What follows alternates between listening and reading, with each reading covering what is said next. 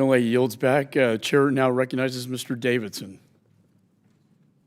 Thank the chairman for having this important hearing. It's certainly one of the top questions I get in my district from people who are broadly supportive of Ukraine. They're happy about the policy, but of course, this isn't a question about the policy. This is a question about, since the money has been sent, what's happening to it. And, you know, Mr. Storch, I appreciate your statement up front saying, hey, 0 instances of diversion have been detected so far. That's not saying there are no instances. They just haven't been detected yet. Ms. Angarella, have there been any instances detected in your investigations yet? No, as of today, sitting here, our work that we've substantiated and reports that we've reviewed, we have not seen instances of that. But I would say this is the early stages. So Yep. we are. Thank you. I understand that. And Ms. Shaw, any in your case so far? Our completed work has not substantiated any allegations of diversion. Yeah, thank you for that. Ms. Shaw, well, let me just say this. Early on, we didn't detect much in Afghanistan either, and we created an office for the special investigator for Afghanistan.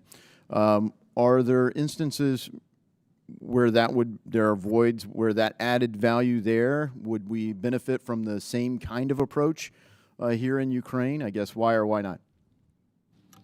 Thank you for that question. I think the model that we've developed between our OIGs and the other government accountability organizations that we work with on the working group is an excellent model to address this really cross-cutting interagency oversight work.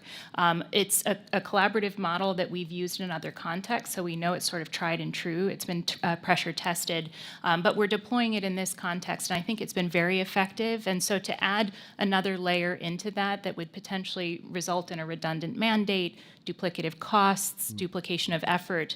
I think as an IG concerned with efficiency. Yeah, I understand, except that actually worked, and we weren't getting results until we did that. We weren't finding anything. Not saying people weren't looking, but we found a lot once we created the Special Inspector General for Afghanistan. Ms. Shaw, you broke the buckets down into 3. You said security, non-security, and management and operations. Is that right? Yes. Okay. One of the questions I've had from constituents, which bucket of funds is paying for pensions for Ukrainian government workers and employees and citizens? Which U.S. dollars are paying for Ukrainian pensions? That would fall under the bucket of non-security assistance that's going out as direct financial support primarily. Okay, so how do we audit that? Is the Ukrainian government effective in saying, yeah, we're only spending this much money? How's that not just paying Ukrainian government officials that go shopping in Paris or whatnot? So if I may, I would actually defer to Nicole. USAID OIG has purview over the direct financial support, and I'm sure she'd be happy to answer your question. Thank you.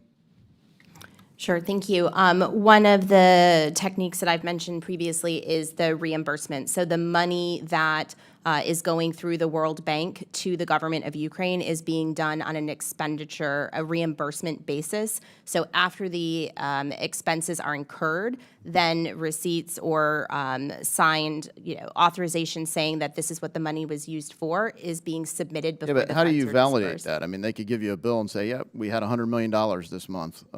Here's a receipt." So that's where What do they do with the $100 million?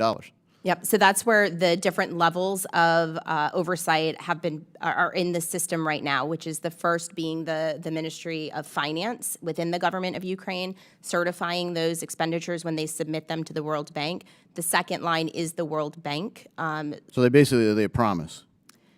With expenditures and submitting the report. All right. And of course, look, not saying that they're not being honest, but they don't have a lot of incentive to be honest. And we know there's some countries have problems, even in our own country.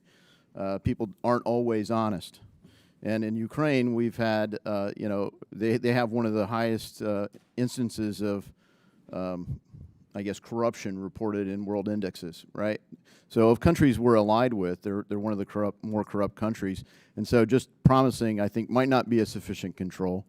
Mr. Storch, in the GAO report titled DOD Financial Management, greater attention needed over government furnished property from January of 2023, they go into detail about how over $220 billion in DoD property assets are unaccounted for. First, are the same people overseeing the Ukraine asset management? And if so, how can they be trusted given this report? You already can't account for $200+ billion in America. So our office has been very engaged with DoD to do a variety of oversight, looking at their management of So they're the same finances. people, same tools to get back? And as I mentioned in my opening statement, we did a couple of management advisories just last year, looking particularly at the way in which the systems work and the way the accounting is done with regard to the supplemental appropriations to Ukraine. We've followed up on those to see there has been progress made, but we're going to continue to follow up to ensure that the money is being accounted for. All right, let's hope we can pass an audit this year. Thanks, and I yield.